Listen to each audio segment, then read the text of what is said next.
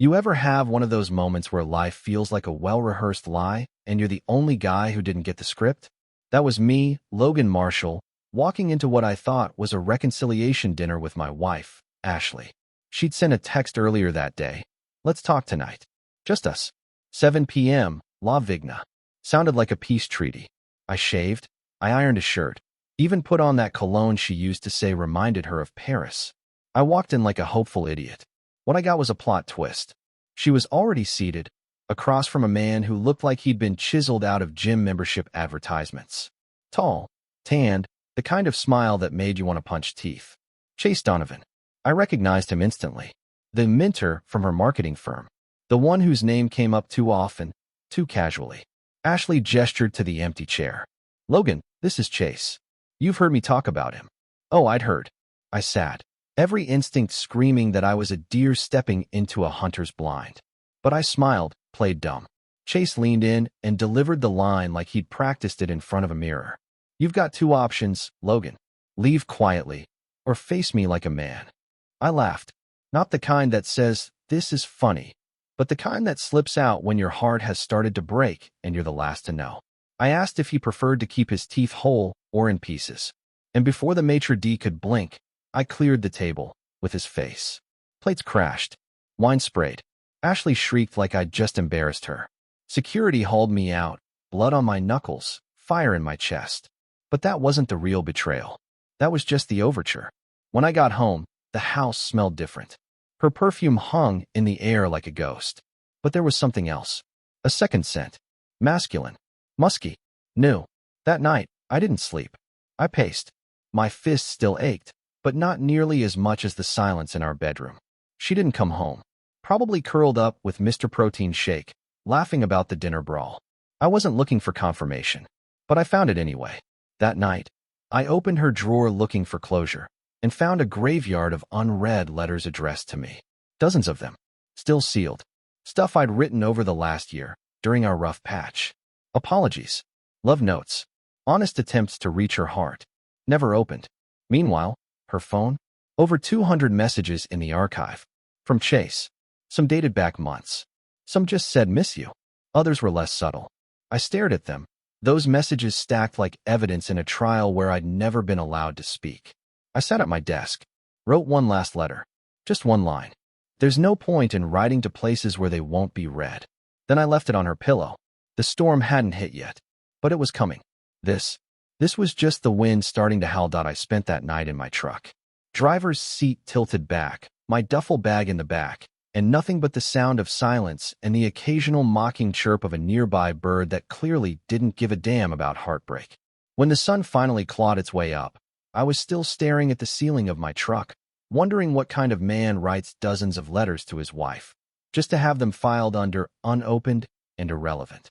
I went back into the house around 7 a.m. It was quiet, like a museum after closing hours. The kind of silence that only shows up when something is officially dead. Ashley's coffee mug was on the counter. Her phone charger plugged in. But she was gone. No note. No apology. Not even a passive-aggressive sticky note about milk. I opened her closet, not because I wanted to smell her perfume or torture myself further, but because I needed answers. Real ones. Half her clothes were gone. The expensive stuff. The bags I bought her for anniversaries. The heels she never wore anymore, for me, but apparently wore just fine for Chase. She took them all, but left the wedding album. Funny, right? I sat on the edge of the bed and opened the album. First page. Her in white. Me with that stupid love-struck smile. The next. Our honeymoon in Mexico. She wore a red dress I still dream about sometimes. Page after page of a fairy tale that clearly had an expiration date I never got to read. I set the album down and opened her laptop. She never changed her password, because why would she? In her world, I was too naive to snoop. Too trusting. The browser history told a story far more honest than her mouth ever had. Hotels. Weekend getaways. A folder named Work Retreats, with receipts that had nothing to do with business unless you count back seats and minibar charges as professional expenses. Then I opened her email. There, in plain sight, were drafts of messages she never sent me. One said, Logan's starting to suspect. I can feel it, but I don't care. I'm not in love with him anymore. I'm in love with what I feel when I'm with you. Another one read, "He still thinks if he fixes the sink and folds laundry, I'll fall back in love with him. Poor guy. He doesn't know he's just background noise now." I didn't cry. I didn't scream. I just closed the laptop, stood up, and walked into the garage. You ever see a man snap and not say a word? That was me. I boxed every picture, every memento, every relic of us into 2 large containers labeled trash and charity. Then I pulled out an old wooden chest, the one with all my tools.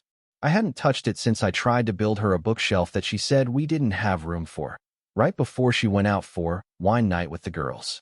Inside the chest, beneath the wrenches and screwdrivers, was a dusty camcorder. She gave it to me for our 5th anniversary, said she wanted to record memories. Well, she did, because inside the camcorder, a full memory card. Apparently, Chase wasn't just a mentor, he was also an aspiring director. Home videos, hotel scenes, car footage, laughing, kissing, and worst of all, her voice, high and sweet, saying, "I can't believe I stayed with him this long. I feel so alive now." I watched 30 seconds. That was enough. Then I yanked the card out, snapped it in half, and let it fall into the trash like it belonged there. You ever realize your entire life was someone else's backup plan? Yeah, that hit me around minute 31. But I wasn't done. This wasn't heartbreak. This was the warm-up. And in the next part, I'd learned that what Ashley stole wasn't just time, love, and dignity. She stole something deeper. And I was going to get it back. So, here's the scene. It's 2 days after the ambush dinner. I'm sitting alone in a silent kitchen, staring into a mug of black coffee that tasted like betrayal. My phone buzzes with a text from Ashley. "We need to talk." "Too late, sweetheart." The talking window closed right around the time you decided to film a documentary with Chase in the back of my car. Still, curiosity's a disease, and I had it bad. I opened her phone. Yeah, I still had the password. Same 4 digits she's used since college, her birthday. Irony, huh? The one day I used to celebrate is now the key to Pandora's box. And oh, did that box open wide. Messages. Over 200. Archived. Hidden from the main screen like a dirty little museum of betrayal. The oldest one. Subject, "Wish you were here." Chase wrote it. 5 years ago. 5. They joked. They planned. They shared memes mocking me. One even had my face photoshopped onto a milk carton. Missing. Last seen trying too hard. Clever. Real clever. She sent him selfies from our bed. Said the sheets smelled like regret and husband. I kept scrolling, like some masochist in denial. Voice messages played her giggling, whispering. Him calling her his girl. Her replying, "Forever yours." All while I was downstairs cooking her dinner. She told him about every letter I wrote her, then laughed that she never read them. Called them emotional post-it notes from a man stuck in 2005. That's when it hit me. This wasn't new. This wasn't recent. This was a 5-year play, and I was the audience clapping politely while the actors mocked me from behind the curtain. I opened the drawer in my office. Inside, a box, small, wooden, once filled with our anniversary notes. Now it held truth. Every unopened envelope I'd written her was stacked neatly inside. Not a crease. Not a fingerprint. Never opened. That's when I wrote her my last letter. I didn't bother with flowery words or long-winded metaphors. Just a single line scrawled across the paper in ink that had more backbone than she ever did. There's no point in writing to places where they won't be read. I set it on her pillow, perfectly centered. Then I took the memory card from the camcorder, the one I hadn't completely destroyed yet, and mailed it anonymously to Chase's office, with a return address from Ashley's yoga studio. Let them both play damage control. Revenge? No, not yet. That was just an appetizer. You see, I hadn't just found messages. I'd found a pattern. A web. Because Chase wasn't the only name in that phone. And Ashley? Ashley was playing games she didn't even know I'd just joined. Let me paint you a picture. It's 2 a.m., and I'm sitting on the floor of the master bedroom, bathed in the soft blue glow of her phone screen, knees drawn up like I'm 15 again and just got dumped before prom. Only this time, prom never happened, and the girl who broke my heart was legally tied to me by vows she swore in front of God, friends, and a photographer we paid $2,500 for. I'd already combed through the Chase messages, every babe, every wink emoji, every twisted variation of "I wish he'd just disappear." But something wouldn't let me put the phone down. Not yet. See, infidelity doesn't just happen in a vacuum. People like Ashley don't cheat once. They test the locks on every door, just to see which ones swing open. I opened her contacts. There were a few numbers with no names. Odd timestamps.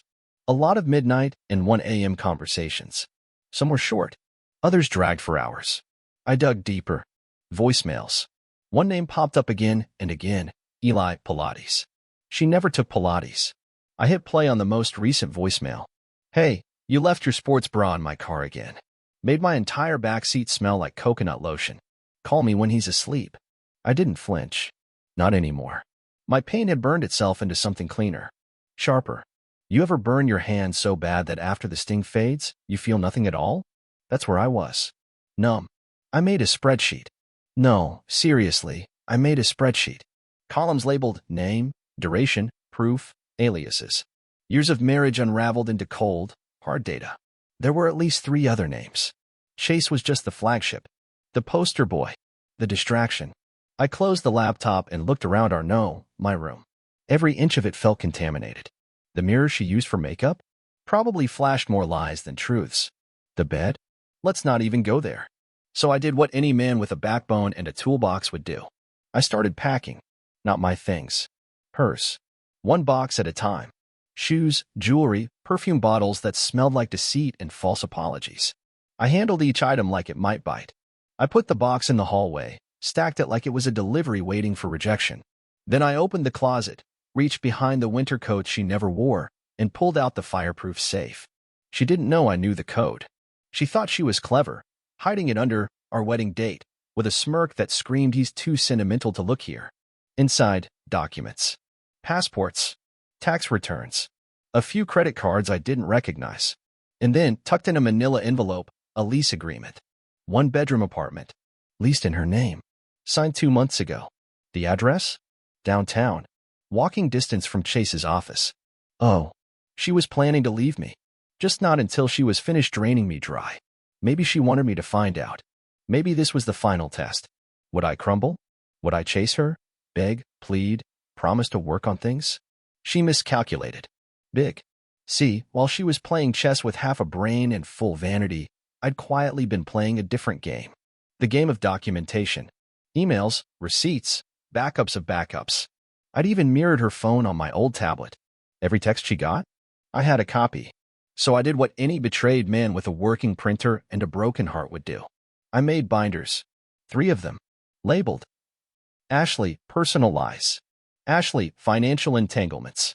Ashley, legal leverage. Color-coded tabs. Indexed. With footnotes. Petty? Maybe. But petty gets results. I scanned in the love notes to Chase. The secret lease. The bank withdrawals she made under my name. I even included screenshots of her messages to Eli. Yes, the Pilates ghost, and one gym where she told some guy named Jordan that she deserved a real man with rough hands and no feelings. Rough hands? Check. No feelings? We're working on that.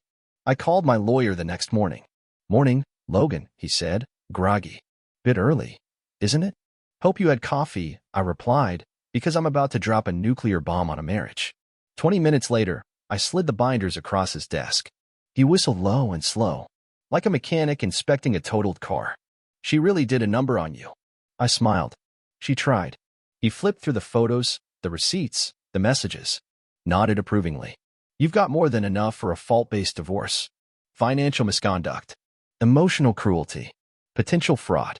I leaned back. Let her bring her protein shake lawyer. I'll bring these. He chuckled. You sure you want to go scorched earth? I nodded. I've already lit the match. By noon, the papers were filed. By evening, her phone would light up with the news. I didn't bother to call. Let her find out the same way I found out about Eli and Chase and Jordan and the countless others, through digital coldness and cruel timing. Let her taste her own silence. I poured myself a whiskey. No ice. Looked out the window. I wasn't mourning anymore. I was preparing. Because revenge? Revenge wasn't a dish. It was a 5-course meal I'd been marinating for weeks. And dessert? Well, she hadn't seen dessert yet. It hit her around 7:03 p.m., or at least, that's when the doorbell rang.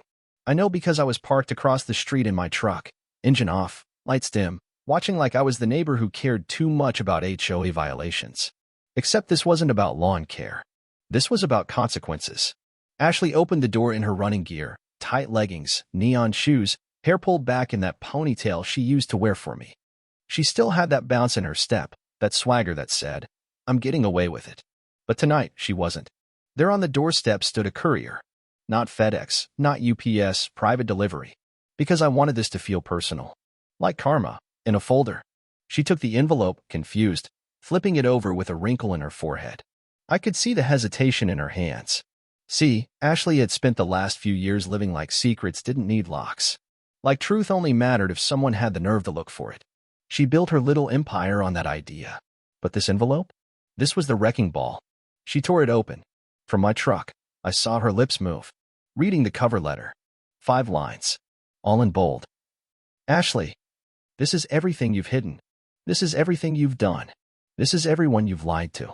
Consider it a mirror. Look long enough, and maybe you'll see what I did. She pulled out the contents, photos, bank statements, chat logs, copies of the lease, her cozy, "I wish he'd vanish" quote to Chase, neatly underlined. Her face dropped like the signal bars on a phone in the desert. She stumbled back, sat on the steps. Her runner's high vanished, replaced by a cold crash of realization. That's when I started the engine. She looked up, heard it. I didn't hide. I wanted her to know. Wanted her to see that I had been watching. That I knew. I didn't slow down.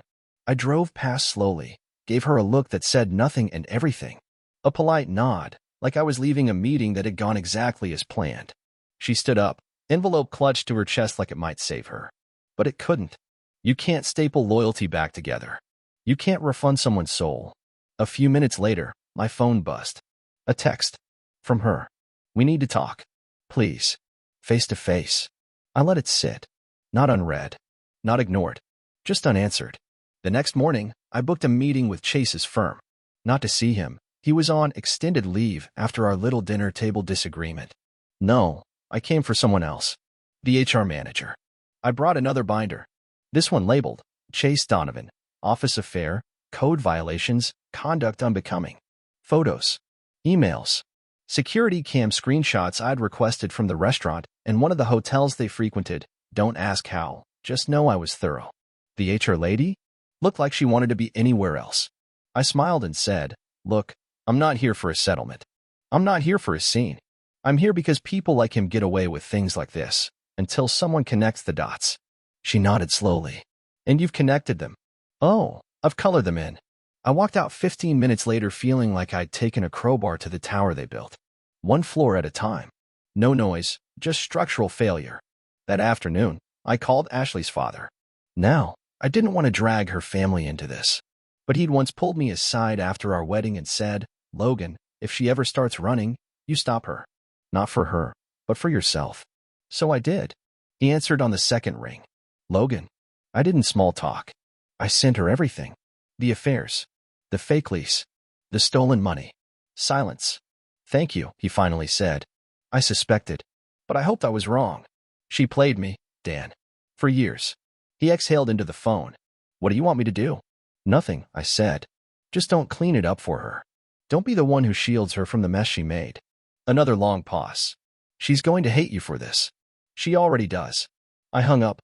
That night, Ashley showed up at my apartment, banging on the door like a hurricane in leggings. I opened it. Slowly. Calm. She was crying, half mascara, half fury. "You humiliated me," she spat. "No," I said, leaning against the doorframe. "You humiliated yourself. I just organized the evidence." She stepped inside like she still lived there. I didn't stop her. Let her look around. Let her remember. "You think this fixes things?" she asked. "You think this makes you the good guy?" I laughed, dry and low. "Good guy?" "Ashley, I was never trying to be the good guy. I was just done being the fool." She sat on the couch. Same spot she used to read love notes I left on her pillow. "Well, pretend to." "You ruined my job," she said. "No," I corrected. "Your choices ruined your job." I just turned on the light. "I loved you once," she whispered. I nodded. "And I loved you always. That's the difference." She looked down. For the first time, no snark. No smirk. Just a woman sitting in the ashes of her own fire. "I want to fix this," she said. I walked to the door. I already did. Then I held it open and waited. She stood, walked past me, paused on the threshold. "Is this really it?" she asked. No, I said. This is the beginning. As she walked away, I knew she finally understood something. I wasn't broken. I was reforged. And my revenge? It wasn't a moment. It was a process. One that had just finished sharpening its edge. Let me tell you something they don't put in therapy books or self-help podcasts. There's a very specific silence that follows the kind of betrayal Ashley laid on me. It's not peace. Not clarity. It's a vacuum. A stillness that feels like the world's waiting to see what kind of man you'll become after you've buried the old version of yourself. I wasn't in mourning anymore. I was in planning mode. After Ashley left my apartment, mascara streaked and mouth full of unfinished apologies, I sat back on my couch now, not ours, and stared at the ceiling like it owed me something. Maybe a reason, maybe a reward. But all it gave me was a ceiling fan, slowly spinning, like it too was just trying to keep it together. Then came the text from Chase. Yep, Chase Donovan. Mr. High Protein Energy Drink with Abs. Logan, you made your point. I lost my job. Ashley's a wreck. You win. Can we talk? That one got a laugh out of me. The kind that tastes like whiskey and bitter humor. I win. This wasn't a game. This was the aftermath of a war I didn't start. And now the man who kicked off the ambush dinner wants a ceasefire? So I replied, sure. Let's talk. My place. 7 p.m. I didn't plan to kill him or anything melodramatic, but I did plan to end something. I spent the day preparing, not with weapons or traps, but with documentation. I printed out the emails he sent to Ashley, the ones mocking me, the ones detailing how they'd move in together, how I'd never see it coming. I highlighted the part where he called me a placeholder with a tool belt. I framed that one. No joke. Glass and everything. By 6:45, I had the binder out, the wine poured, not for him, for optics, and the framed quote on the coffee table like a centerpiece. When Chase knocked, I didn't even bother checking the peephole. Logan, he said as I opened the door, look, man. No speeches, I interrupted. Come in. Sit down. He walked in like a man entering a courtroom. He wore a suit. Who wears a suit to a man's apartment after sleeping with his wife? Fake people, that's who. He sat. I gestured to the framed quote. You wrote that, I said calmly. Remember? He blinked. His eyes flicked to the binder. Look, I didn't mean for this to. Stop. I leaned forward, fingers laced. You're not sorry. You're exposed. There's a difference. Ashley may still be sorting through her self-made rubble, but you're done. His mouth opened, but nothing came out. So I kept going. I know about the company credit card charges, the retreats, the fake consulting invoices. I sent it all to your HR. I didn't do it out of revenge. I did it because men like you think they're untouchable. He tried again. Man, you don't understand. No, I said. You don't understand. I stood and walked to the shelf, grabbed one more file, labeled Chase, bonus round. Inside? Screenshots of messages he'd sent to 3 other women while he was with Ashley. Dates. Plans. Photos. He wasn't just a homewrecker. He was a serial offender with a calendar app. I tossed the file in front of him. You ever wonder why Ashley isn't blowing up your phone now? It's because she saw these. He paled. Your little empire of lies? It collapsed before you even realized it was built on sand. He sat in silence. That smug air he always wore? Gone. Replaced by a pathetic attempt at dignity. Here's what's going to happen, I said. You're going to disappear. Quietly. You won't reach out to her. You won't come near me. And if I see your name on a single digital breadcrumb that leads back to us, this file goes public. You know how fast screenshots spread. And your little dating app ventures? They're timestamped. You're blackmailing me, he said weakly. No, I said, leaning forward with a calm I didn't know I had. I'm giving you a head start. He stood, shaky. I handed him the framed quote on his way to the door. A souvenir, I said. You're going to want to remember what ended your career. He left. I locked the door behind him and sat back on the couch, letting the silence settle. Not satisfaction. Not victory. Just silence. That night, I did something I hadn't done in months. I opened my guitar case, pulled out my old 6-string, and strummed until my fingers ached. Not because I felt better, but because I needed to remember who I was before all of this. Before Ashley. Before the dinners, the betrayal, the envelopes she never read. I was a man who built things. Who fixed things. Who believed in things. And now? Now I was a man who knew how to end things with precision. This wasn't about anger anymore. It was about restoration. And sometimes, to restore a house, you have to burn the rot down to the foundation. Tomorrow, I'd take the final step. I'd make sure Ashley understood the cost. Not with violence, not with scandal, but with something far more permanent. Something she couldn't delete, silence, or ignore. The kind of revenge that echoes. The next morning, I mailed Ashley's farewell letter. Not an email, not a text, not even a phone call. Just ink and paper, delivered the old-fashioned way, like the truth deserves. Inside the envelope, along with the letter, I enclosed a printed screenshot of her message archive with Chase. The count in bold, 242 messages. Then, below it, a photo of the drawer full of unopened letters I had written her. Over 20, neatly stacked. Unread. Unwanted. My letter was short. Just 3 lines. There's no point in writing to places where they won't be read. You taught me that. I won't forget it.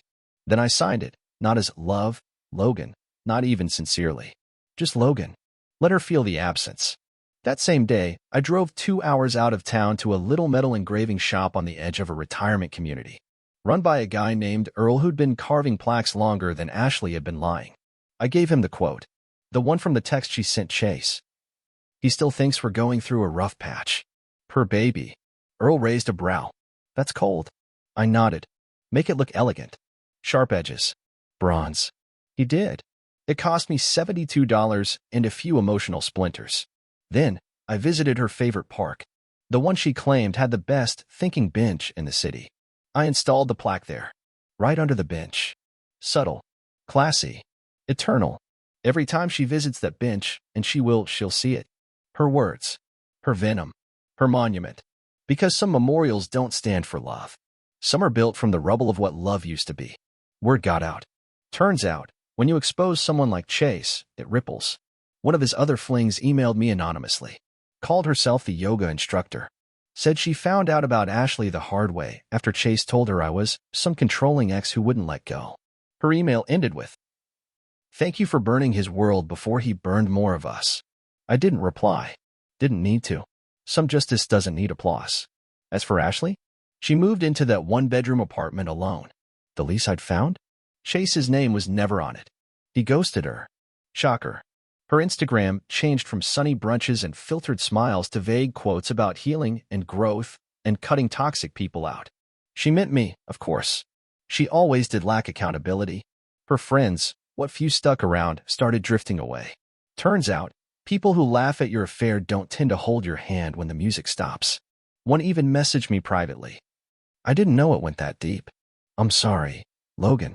She made it sound like you were already halfway gone. No reply. No point. About 3 months after everything detonated, I came home from work to find a letter taped to my door. Handwritten. From Ashley. I stared at it for a long time. Not because I missed her, hell no, but because it was the first time she'd chosen words over weapons. Inside. I found your plaque. I sat on that bench for 20 minutes before I noticed it. I don't know if I'm angry or ashamed. Maybe both. You made your point. Loud and clear. I don't blame you. That was it. No apologies. No, I messed up. Just a flicker of humanity in a sea of self-pity. I didn't write back. I just tossed the letter in the fire pit on my balcony and watched the flames do what I never could with her lies, burn them clean. You want to know what revenge looks like when it's done right? It doesn't scream. It doesn't break windows or burn down houses. It smiles. It lives better. It moves on without leaving a forwarding address. A year later, I bought a house. Small. Quiet. No ghosts in the corners. No half-made bed from someone who stopped caring. Just space. Light. And a dog named Jasper who knows more loyalty than most humans I've met. I still have the binders. Not because I need them, but because they remind me of who I used to be. And how close I came to letting it break me. Ashley? Last I heard, she's finding herself. Still running. Still spinning her wheels in a mirror maze of her own making. And Chase? He popped up on some anonymous blog. Rumor has it he moved states and sells personal training programs now. Still flexing. Still faking. Good for him. As for me, I don't write letters anymore. I write boundaries. And I never again waste ink on people who don't read. The story didn't end when she cheated. That was just the part where I woke up. And the cruel revenge? It wasn't the plaque, or the HR takedown, or the public collapse of her fairy tale affair. No. The real revenge? I survived her. And now, I'm finally free.